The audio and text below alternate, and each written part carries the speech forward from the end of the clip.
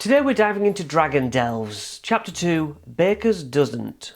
In this video I'll break down the basic DM guide and maybe we can look at some alternatives or tips to run this adventure. So this adventure is for level 3 ideally, but doesn't have to be. You can plonk the storyline in to any adventure. Now, the module here does say, oh, you can play this just the DM and just one person by giving them Blessing of the Lone Champion, which grants them a bunch of rerolls and 10 times their health points. I mean, why not just make them invincible and have done with it?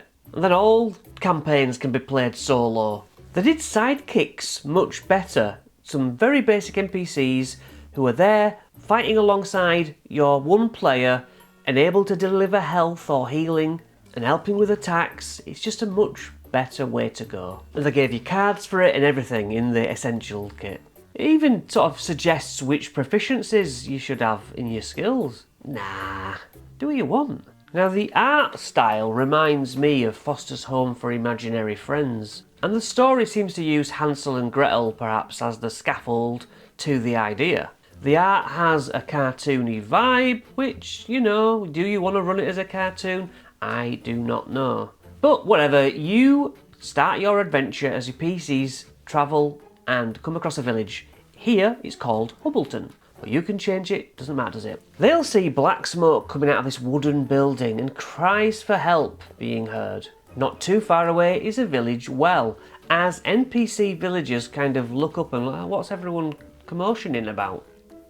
Either the villagers of their own regard or the players will say, let's form a water line, carry these buckets and help put this fire out. The fire will take 10 minutes to burn the place down, if not helped, and 5 minutes if they throw water on. Inside is a halfling old lady called Edith. She needs rescuing. She's trying to stop the fire and she's coughing and spluttering. But you pull her out, take her somewhere away from the fire. She has no idea how this fire started. She just knows that she didn't do a cooking accident. And as she wipes herself down and coughs and splutters, she'll say, oh, I'll offer money to anyone who can find out who did this. So as Edith stays at a distance, hopefully the players will go and have a look inside. Now there's a clue behind the bakery, a very burnt but half-eaten cinnamon roll. And villagers may know that cinnamon rolls in this area are made at Phil's Bakery, with a successful history check of 12 from the players. Now among the shop's rubble is a piece that hasn't particularly burnt. It's a picture frame of Edith as a little girl and her little brother. If you give that to Edith as she sees it, she will recount that yes, her little brother disappeared into the woods as a child and was never seen again. Very sad. Now as regards this Phil's Bakery, gossip mongers might mention that Phil would have a lot to gain if this business burnt down. He'd be the only confectioners in town. That's interesting. And also there's a local drunk woman who's not great to be trusted, but she'll wander over saying, yeah, I saw a golden lizard fly into the woods just as the fire started. And other NPCs, villagers will be like, yeah, this is the woman who got kidnapped by troglodytes. No one really believes her. She's a fantasist. Look, we need to get the players either into the forest or to Phil's Bakery and then to do the other. Going to Phil's Bakery is the closest option and it looks like a huge loaf of bread. As you enter this bread bakery looking place, a little doorbell rings and there's Phil stood with a tray of cinnamon rolls. Phil uses the bandit stats, but obviously don't let the players know that up front.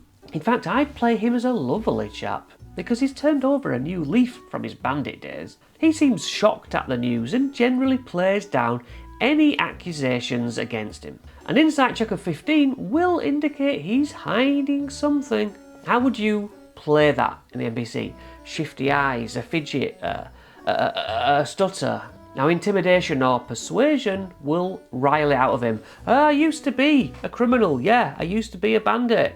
And then the last job I did, it nearly killed me. I came away with some gold, started this business, and, well, I came away with a dragon egg, a small dragon egg, and I started a business, turned over a new leaf. I was young. There were different times back then. And you might be able to get Phil to unload. One of his secret ingredients to his cooking is that he toasts his food using a gold dragon's fire breath. Brioche Bane, the little wormling, is getting bigger like a teenager. and it's becoming increasingly difficult to hide it. He begs them not to kill Brioche Bane, but if they find him and bring him safely back, he'll reward them with 100 gold and a box of pastries. She's likely flown to the east side of town where the woods are. She loves the forest. So Phil will even box up 3 pastries to coax Brioche Bane to the hands of strangers. But of course your party may have already decided that it's a dragon and it should die. Let's go to the woods. If you're liking this video and you're not subscribed, how dare you? As they enter the tree line to this woods, you describe the forest details and they go in and it gets a bit darker and darker, thicker and thicker, and eventually they see a trail of sweets which they follow. Hey, this is like that fairy tale. No, it isn't. Don't get us sued. Fair enough. So the trail of sweets leads to a cottage made of sweets. It's decorated with truffles and marshmallows and whatever sweets come into your head. Conjure up how it smells. Get them to picture it in their little minds. Now a tower rises from the back of the cottage, is notable, and a red barn stands nearby outside, near an edge to the forest opening, and a little outhouse where a toilet will be also stands alone. So they have these 3 options. All of it is made from sweets / candy, chocolate, treats. And yes, your players can eat it. Take bites out of it, lick it, whatever. It regenerates magically. But that leaves them with a complete desire that they must enter the cottage, like a charm spell that immediately works. Area 1, on the porch, sits a rocking chair next to a welcome mat outside the main door, and it reads, "Please wipe your feet. If anyone does not wipe their feet, the mat will attack."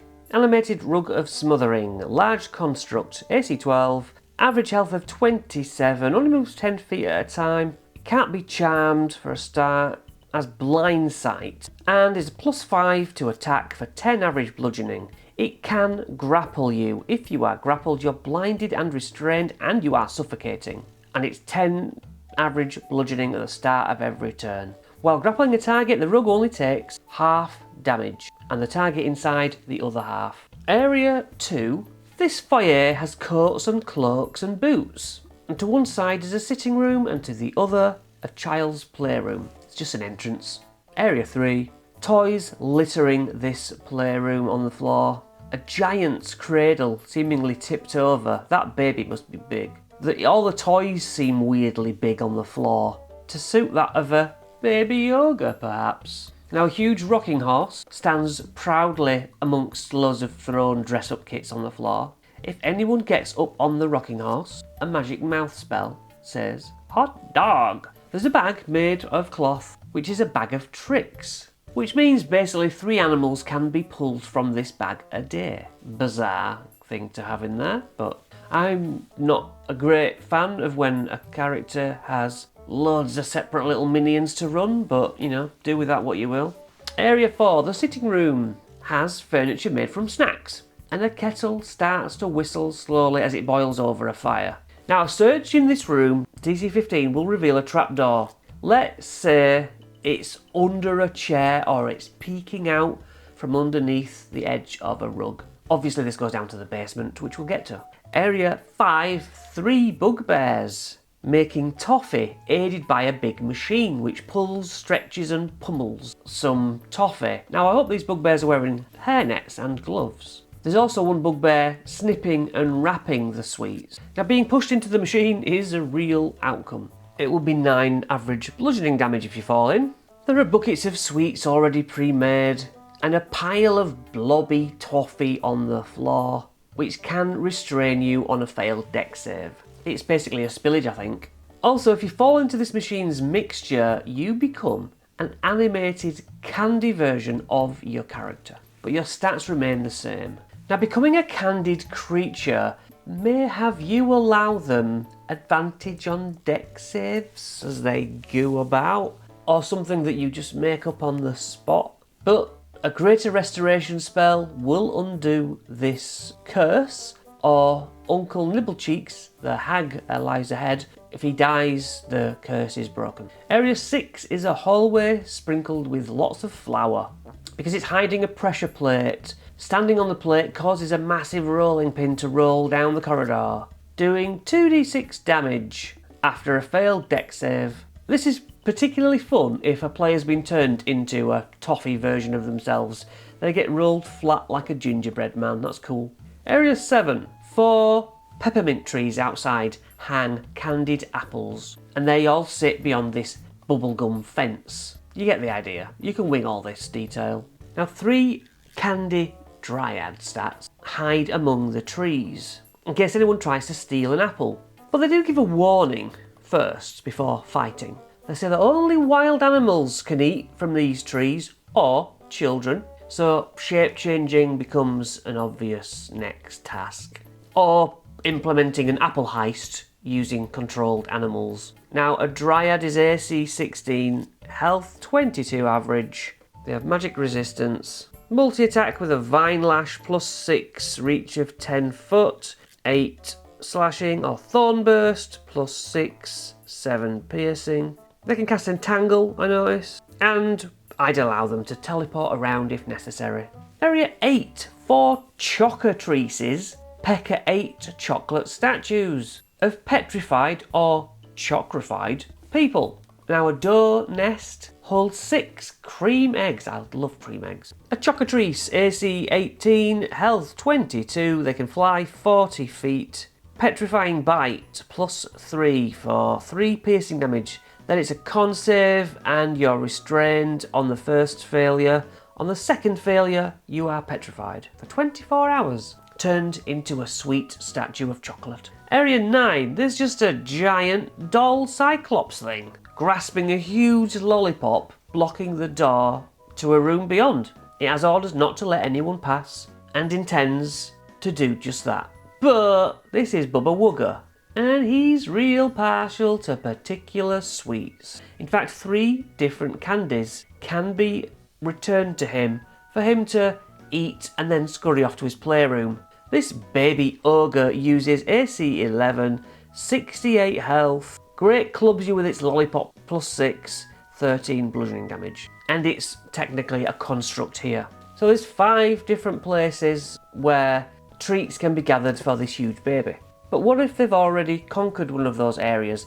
Do you repopulate it with something else? Or do you just allow them to step over the bodies of the vanquished and get any old sweets? So obviously if you're wanting alternatives to these things, or replacements, you take a creature and you describe it as a sugary treat. You could have like an army of jelly babies, they're sweet, and maybe you use, I don't know, kobold stats, but describe them as just jelly children.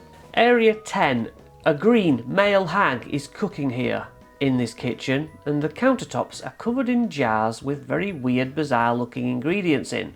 And on top of an oven at the back of the room, a gold dragon is curled up on the warmth. The hag asks how they got past the guard. Okay, I'll deal with him later.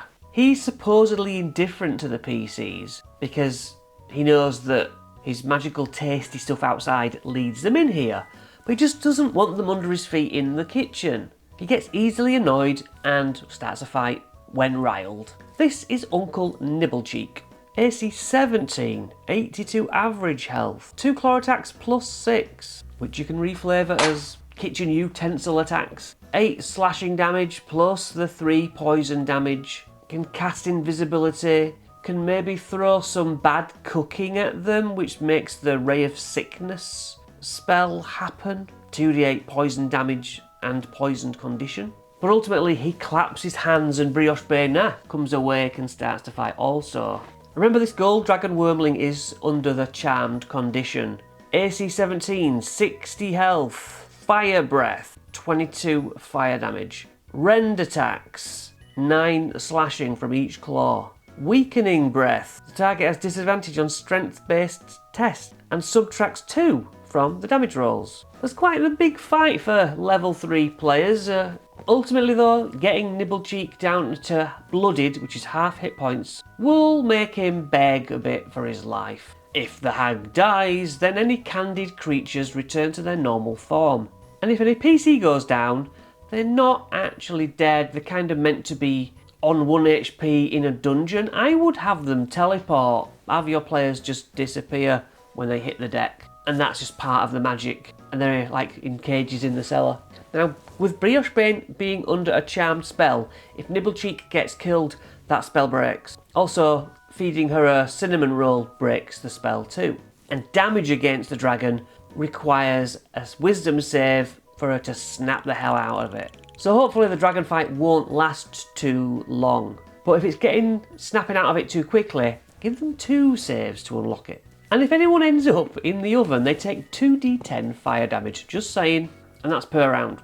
Bargaining with the hag can be improvised at the DM's discretion, but finding the hag's false teeth in an apple in the tower and returning them to the hag will calm the hag down. He can be threatened to release the candy creatures out of weird form, snap Brioche Bane out of the charm, and cancel the pact that he has with the old lady Edith. Wait, what? There's a pact? Maybe this story is told by Nibblecheeks himself. Nibblecheek saw Edith and Asger wander into the woods, and so he took the form of their grandfather, invited them into the cottage, and wanted to turn them into candy people, and then possibly eat them. Now Edith, being a clever and selfish person, realised what was going on and made a trade. You can keep my brother if I can escape. And also, I want a life supply of candy, which she now collects every month or so from near the cottage and returns to the village and sells them, making loads of money.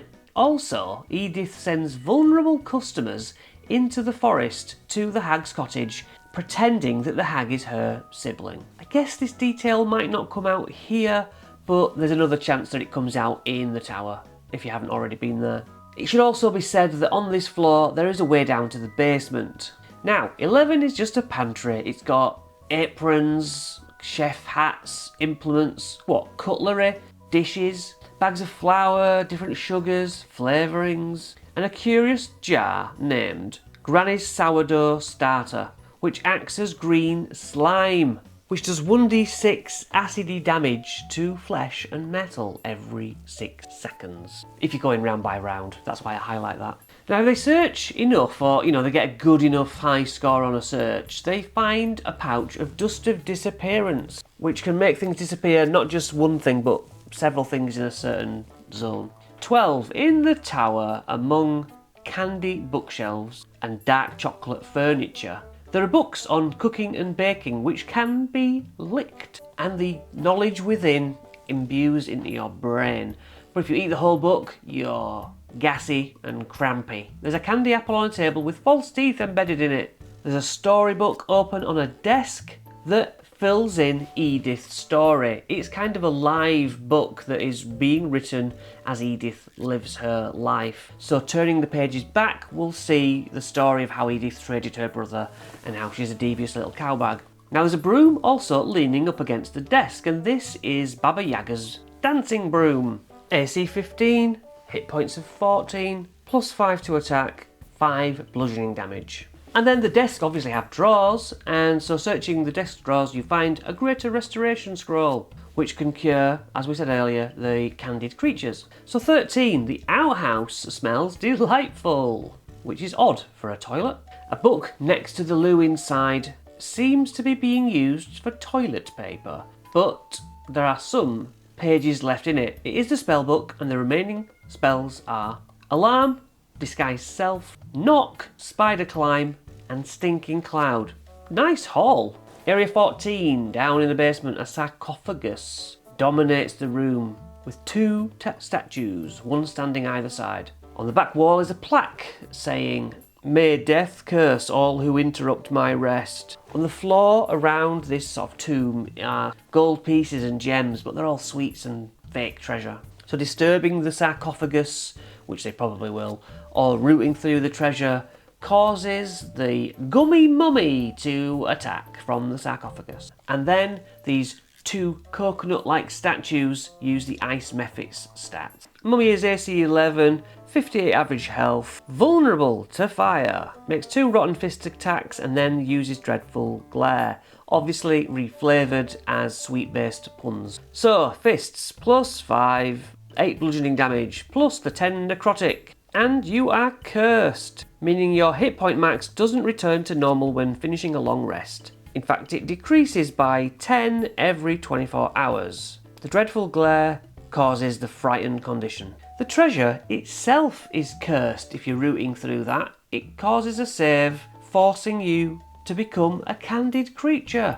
Inside the sarcophagus, the gummy pillow is something that baby Cyclops might want. Area 15. 4 gingerbread men with rolling pins stand under 8 swinging cages, 2 of which are occupied. One has a skeleton with a very curious looking great axe in, and the other has a bubblegum child. Bubblegum Boy is Edith's brother, Asger, stuck at his age he was when he was turned. He misses his sister and believes he's been adopted by this uncle who lives here. He's in a cage because he messed up a lot of times trying to help out his uncle, and now he's in trouble and worries that he's just going to be eaten.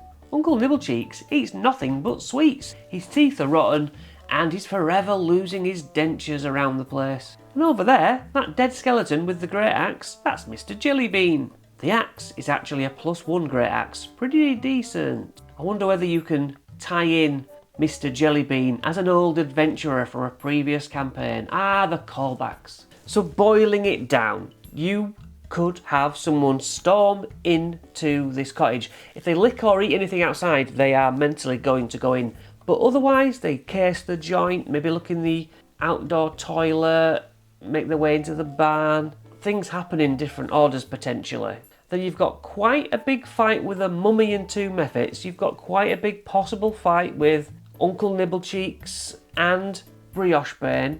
But don't forget, Briochebane snaps back to good upon damage, and Nibblecheek surrenders at half health. You should twist those dials whenever you like to make it a good scene. And then, if Uncle Nibblecheeks is spared, well, I'd be surprised, but also he will meet up with the other hags eventually and plot their downfall. First of all, by releasing 8 goblins to kill the characters, maybe in town when they return at the end of this adventure. If the party does head back to confront Edith, she will be faced with her brother perhaps, now returned to human form but still a child. And she will relent and show remorse, and she could end up as another kill for the party. Now Phil the baker will step forward after being reunited with his dear Briochebane and suggest, I will adopt Asger. Ultimately try and tie up all these loose ends and reward the party with Phil's 100 gold and a box of pastries and have fun with this kooky little fairy tale story. Now if you remember the toffee on the floor where the bugbears were cooking, possibly use, reflavoured, no pun intended, but the manure or ooze from Toba Beasts 3. It's challenge 1, as an eye-watering stench. It is flammable, but pseudopods for 5 bludgeoning and 3 poison, and can digest bodies, regaining some health from them. I just think if you want to add something else a little weird in there, you could. But I also like the idea of having like misshapen sweet folk thrown in a waste pile, kind of zombie sweets, something like that, all squished out of shape and wanting to attack. It sounds kind of quirky and fun, and yeah, I'll see you in the next video.